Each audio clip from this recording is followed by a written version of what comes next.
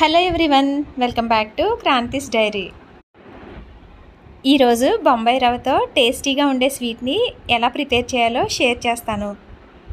ఈ స్వీట్ని చాలా తక్కువ టైంలోనే ఈజీగా మనం ప్రిపేర్ చేసుకోవచ్చు.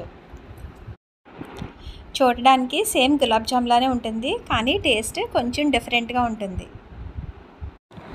ఇప్పుడు ప్రాసెస్లోకి వెళ్తే అడుగు మందంగా ఉండే గిన్నె తీసుకుని గిన్నెలోకి 1 కప్పు థిక్ మిల్క్ని యాడ్ చేసుకోవాలి. థిక్ మిల్క్ తీసుకోవడం వల్ల స్వీట్ టేస్ట్ బాగా వస్తుంది. మిల్క్ని ఇలా గరిటెతో కలుపుకుంటూ బాయిల్ చేసుకోవాలి. మిల్క్ ఇలా బాగా బాయిల్ అయిన తర్వాత 1/2 కప్పు బొంబాయి రవ్వని తీసుకోవాలి. బొంబాయి రవ్వని సన్నగా మిక్సీ పట్టి తీసుకోవాలి. ఇలా బొంబాయి రవ్వని మిక్సీ చేసి తీసుకోవడం వల్ల స్వీట్ స్మూత్గా వస్తుంది. ఇప్పుడు ఈ రవ్వని ఉండలు ఫామ్ అవ్వకుండా స్లోగా వేసుకుంటూ కలుపుకుంటూ యాడ్ చేసుకోవాలి. ఒక్కసారిగా రవ్వని యాడ్ చేస్తే ఉండలుగా ఫామ్ అయిపోతుంది. ఫ్లేమ్ని మీడియంలోనే ఉంచుకుని ఇలా యాడ్ చేసుకుంటూ కలుపుకోవాలి. ఇక్కడ చూపించిన విధంగా మ్యాష్ చేసుకుంటూ కలుపుకుంటూ ఉండాలి. ఇలా బాగా కలిసిన తర్వాత సాఫ్ట్గా వచ్చిన తర్వాత స్టవ్ ఆఫ్ చేసుకోవాలి. స్టవ్ ఆఫ్ చేసుకుని రవ్వని పక్కన పెట్టుకుని మూత పెట్టుకుని చల్లారనివ్వాలి. ఇప్పుడు షుగర్ సిరప్ని ప్రిపేర్ చేసుకోవడానికి 1 కప్ షుగర్ని 1 కప్ వాటర్ని యాడ్ చేసుకోవాలి. ఇలా గరిటెతో కలుపుకుంటూ షుగర్ని కరిగించుకోవాలి. ఈ షుగర్ సిరప్కి స్ట్రింగ్ కన్సిస్టెన్సీ రానవసరం లేదు. షుగర్ మొత్తం కరిగితే సరిపోతుంది. ఇలా షుగర్ అంతా కరిగిన తర్వాత 1 టీ స్పూన్ ఇలాచీ పౌడర్ని ఫ్లేవర్ కోసం యాడ్ చేసుకోవాలి. చూసారు కదా, షుగర్ అంతా కరిగిపోయింది. ఇప్పుడు స్టవ్ ఆఫ్ చేసుకుని షుగర్ సిరప్ని పక్కన పెట్టుకోవాలి. ఇప్పుడు ఆల్రెడీ మనం పక్కన పెట్టుకున్న రవ్వ మిక్స్ గోరువెచ్చగా అయి ఉంటుంది. అందులోకి 1 టేబుల్ స్పూన్ నెయ్యి యాడ్ చేసుకుని ఒక 5 మినిట్స్ వరకు ఇలా మెత్తగా మ్యాష్ చేసుకుంటూ బాగా కలుపుకోవాలి. ఈ రవ్వ మిక్స్ని ఎక్కువసేపు ఇలా మెత్తగా కలుపుకోవడం వల్ల స్వీట్ సాఫ్ట్గా వస్తుంది. చూసారు కదా, ఇలా మెత్తగా పిండిని మర్దనా చేసుకుంటూ కలుపుకోవాలి. ఇంకా స్మూత్గా రావడం కోసం ఇందులోకి 2 టేబుల్ స్పూన్ల మిల్క్ని యాడ్ చేసుకోవాలి. మిల్క్ని యాడ్ చేసిన తర్వాత మిల్క్ అంతా రవ్వ మిక్స్చర్లో బాగా కలిసేలాగా కలుపుకుని తీసుకోవాలి. చూసారు కదా, ఇక్కడ చూపించిన విధంగా సాఫ్ట్గా వచ్చేలాగా కలుపుకోవాలి. ఒకవేళ ఈ మిక్స్ మీకు గట్టిగా వచ్చినట్లయితే ఇంకొక టేబుల్ స్పూన్ మిల్క్ యాడ్ చేసుకుని కలుపుకోండి. ఇలా కలుపుకున్న తర్వాత ఇక్కడ చూపించిన విధంగా ఈ షేప్లో చేసుకోవాలి. ఇలా చేసుకుంటున్నప్పుడు బ్రేక్స్ ఏమీ రాకూడదు. ఒకవేళ కనుక బ్రేక్స్ వచ్చినట్లయితే మరొక టేబుల్ స్పూన్ మిల్క్ని యాడ్ చేసుకోండి. ఈ పిండినంతా జాగ్రత్తగా ఇలా బ్రేక్స్ ఏమీ లేకుండా రౌండ్ షేప్లో చేసుకుని పక్కన పెట్టుకోవాలి.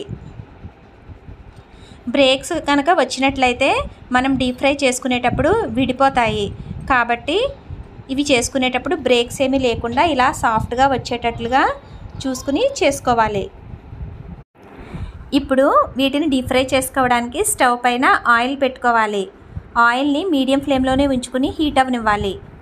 ఆయిల్ హీట్ అయిందో లేదో చెక్ చేసుకుని ఇవన్నీ ఒక్కొక్కటిగా వేసుకోవాలి. స్టవ్ని మీడియం ఫ్లేమ్లోనే ఉంచుకోవాలి. వేసిన వెంటనే గరిటెతో కలపకూడదు. కలిపితే ఇవి విడిపోతాయి. ఒక 1 మినిట్ అలానే వదిలేసి ఆ తర్వాత స్లోగా టర్న్ చేసుకోవాలి. ఇలా స్లోగా అటు ఇటు టర్న్ చేసుకుంటూ ఇవి బ్రౌన్ కలర్ వచ్చేంత వరకు ఫ్రై చేసుకోవాలి. ఇలా బ్రౌన్ కలర్ వచ్చిన తర్వాత వీటిని పక్కకు తీసుకోవాలి.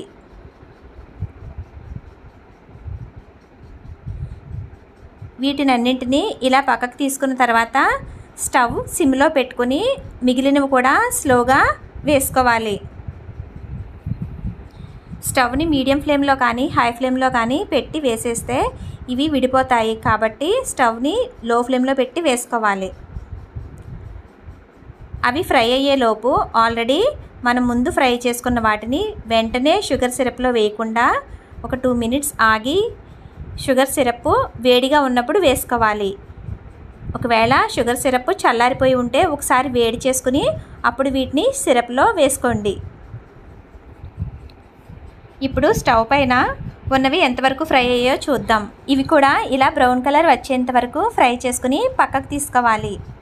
తీసిన వెంటనే సిరప్లో వేయకుండా ఒక 2 మినిట్స్ ఆగి తీసిన వాటిని ఇలా సిరప్లో యాడ్ చేసుకోవాలి.